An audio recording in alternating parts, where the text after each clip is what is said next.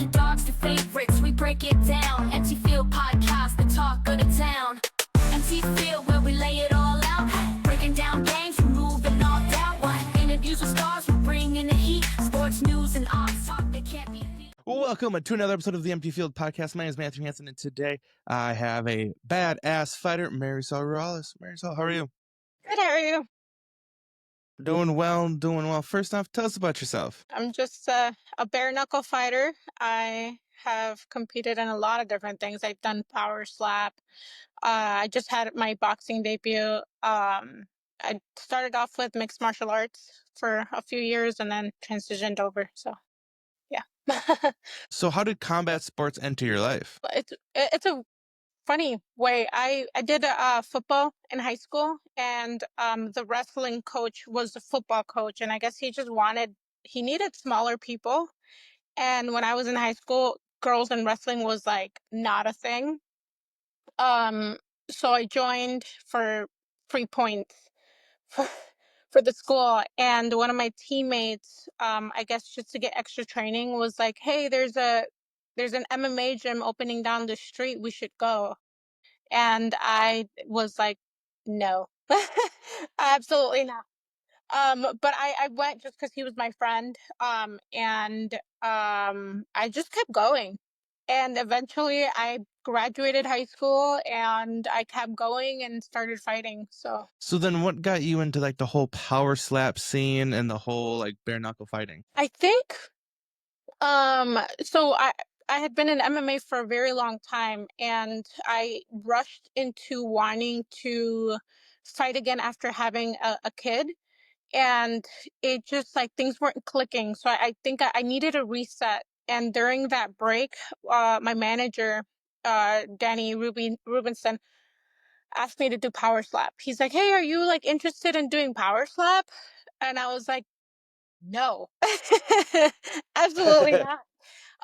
And then eventually I looked into it. I saw that it was more regular. It wasn't like what people thought it was. Initially I saw there was rules and there's a technique to it. And, I mean, like people like Paige Van Zandt were doing it. So I was like, all right, it can't be that stupid. And he's like, well, not for any kind of money.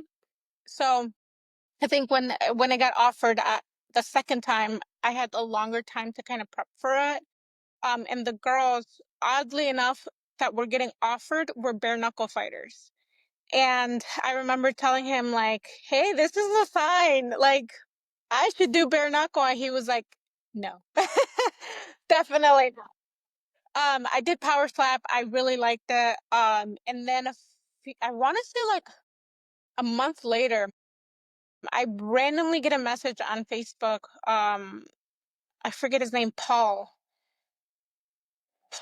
something, sorry, Paul, messaged me about like, "Hey, are you interested in doing bare knuckle?" And I thought it was a scam. I thought it was like, what are the odds too? Like my coach didn't want me to do bare knuckle. My manager didn't want me to do bare knuckle. And I had no connections, but he just randomly asked me and I was like, yes. And he was like, really? And I was like, yes. And I guess he had a whole pitch ready to like push me into doing it. And I was like, no, just sign me up. So I got a multi-fight deal with them in that moment. And then the rest is history. Have you had your first fight already? Yeah, I've had two. So my first one was at Sturgis last year in August. That's where this scar came from. That one was a funny story. I went up 2 weight classes to fight because it was a great opportunity. And shout out to my opponent Cheyenne. She was tough.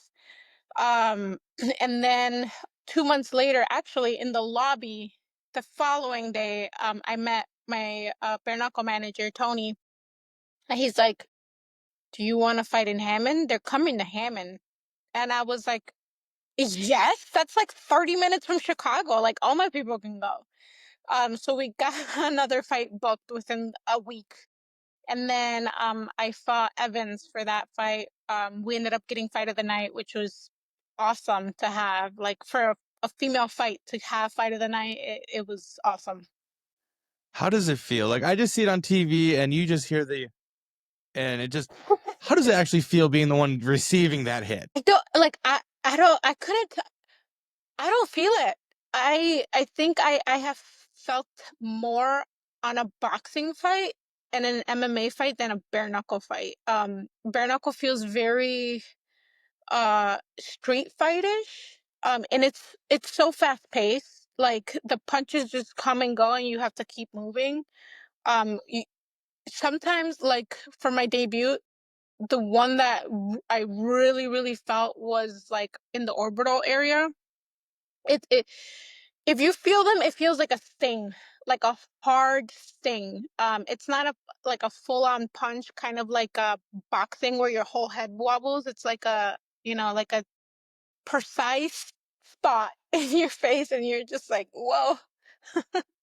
So yeah, it's weird. It's kind of like a car accident versus a bike accident. I feel like bare knuckle, it's a bike accident, like a motorcycle accident, and then like boxing or MMA, it's a car accident. It's more internal damage. Yeah. Now, I will have to ask, since you said you've done MMA for quite a few years, you've done bare knuckle, you've done power sub. Which of the three would you prefer? Bare knuckle, always. Love MMA, and I think that I will always love MMA, and I will always have the itch. And I enjoy grappling way more than I do boxing. Um, bare knuckle is just something easier to focus on. Um, as far as like getting ready and prepping, it's boxing movement, footwork. Um, it has a different style of boxing. Like for example, we can clinch.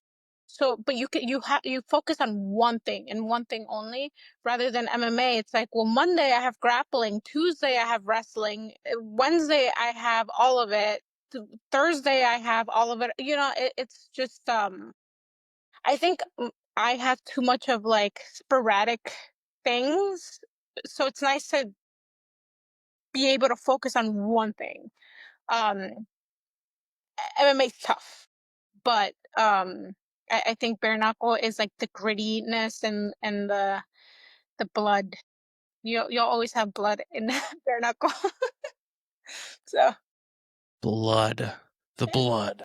I sound like a crazy person saying like and the blood, but it's true. I think that that's what like if you like blood and if you like danger and just like adrenaline in that aspect, bare knuckle. MMA, I think you Awesome. can always play it safe and, grapple your way through and sit on somebody, but that also takes skill, just not the skill that I want to have. Stop.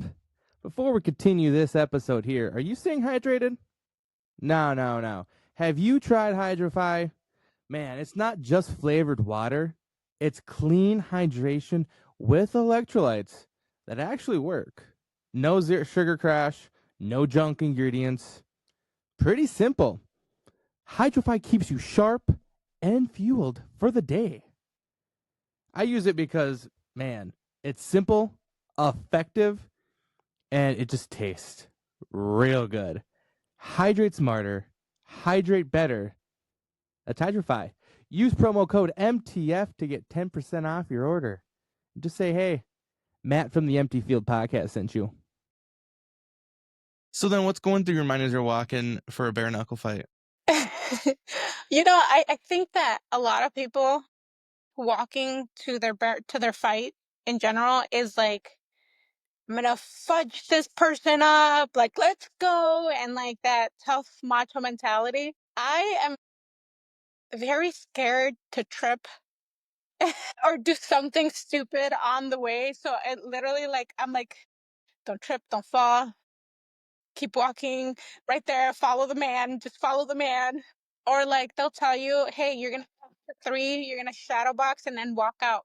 So like I'll walk to where they want me to stand, and I'm like, okay, 1, 2, 3, fuck, now, and then I start walking, and it's just like trying not to embarrass myself. And then I get into the cage, and now it's like, okay, now I can focus on the kill mentality.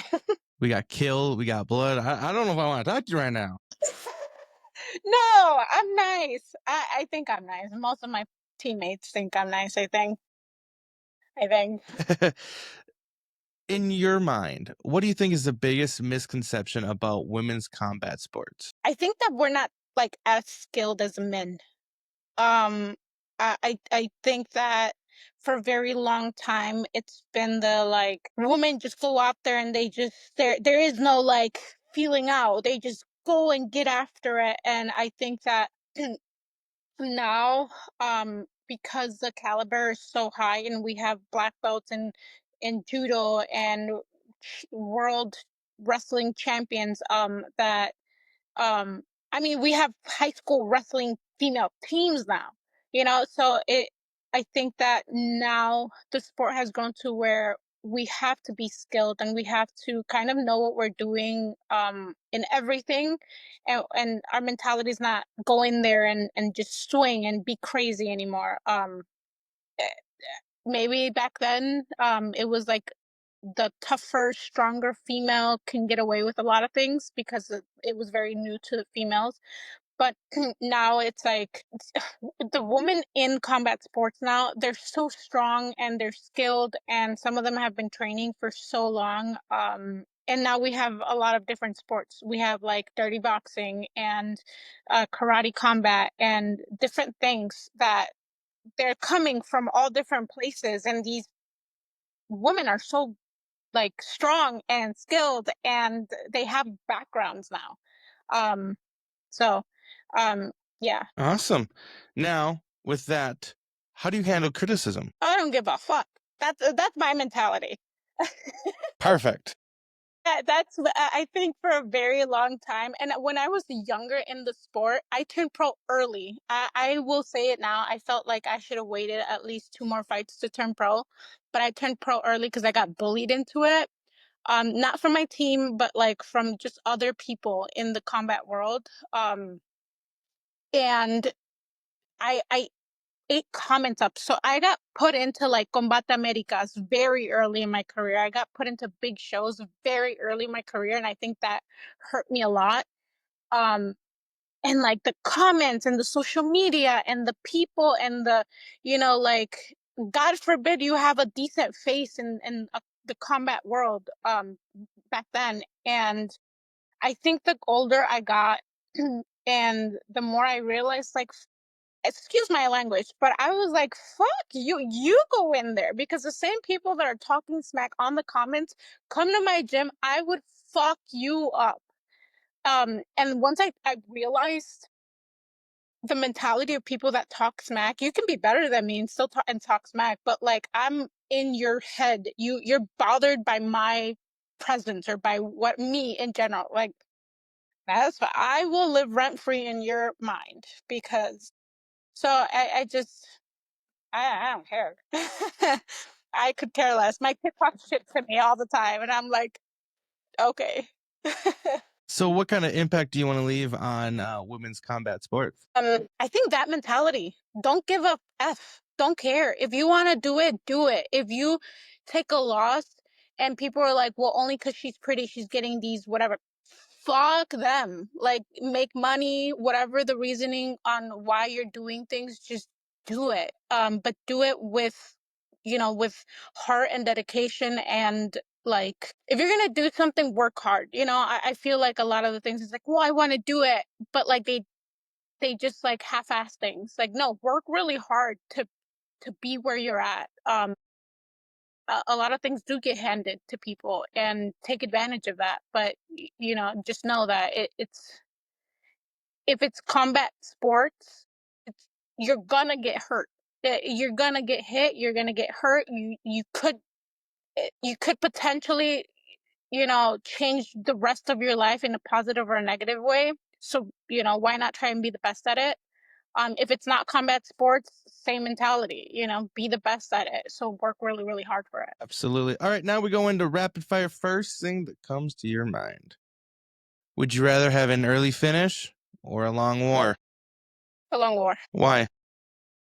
That's how people remember you. I feel like when you finish early, that's awesome. You get a cool highlight. But like when you have a long war, people are excited to see that because they know that they're gonna get their money's worth. I'm a showman. I like to put on shows, so if I can have a good 15-minute war, I'm down for it. See, we brought up blood and war and stuff, and all the sirens are going off for you. We're Chicago raised. It's just the mentality. Are you more calm or chaos as you're walking into the ring?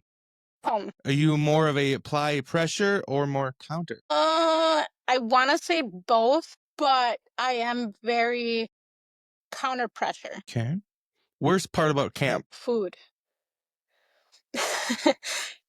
Can't eat anything. Okay.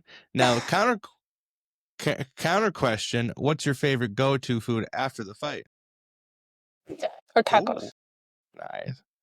Ooh, what type of tacos? Steak.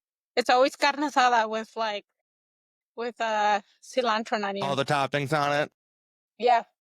Yeah. Oh, yeah. I know. I got it. One word that describes your style. Gritty. One word that describes you. Diva. Okay. If you could talk to 10-year-old you, what would you tell her? Probably just, it's gonna be okay. Yeah, probably it's gonna be okay. You don't need anybody. Awesome. Any special shout outs you want to give? Yeah, I just want to give a shout out to all my teammates, all my girls, my coaches, Champions Factory Gym and Rio Deal and Santiago's gym, and all the girls in both. They're all three gyms, and the guys, and my manager Tony, and Woo Energy, and HKA, who oh my God, they have done so much for me. And all the bare-knuckle fighters that are trying to make this sport great. Perfect. And where can everybody find you on social media? Probably just Instagram. It's Yaya_RUE_. I have TikTok, but you won't see much on there. That's about it. Perfect. Well, I appreciate you talking to us about Power Slap because, like I said, I don't want to be here and be on the other side of that one. So appreciate you talking to us about that one, your MMA stuff, and as well as your bare knuckle. So I appreciate you stopping by. Thank you. Thank you for having me. Fans of One T Media Production, do you guys drink coffee? Sure you do.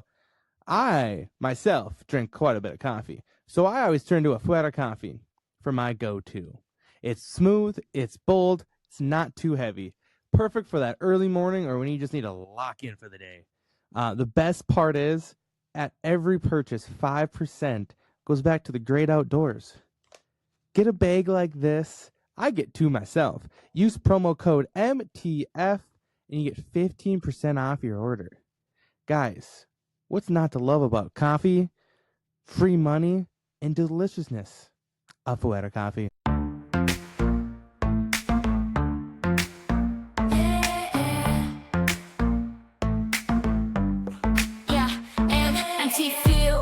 Where the action's real, sports news and odds, that's our deal. From underdogs to favorites, we break it down. Empty Field Podcast, the talk of the town.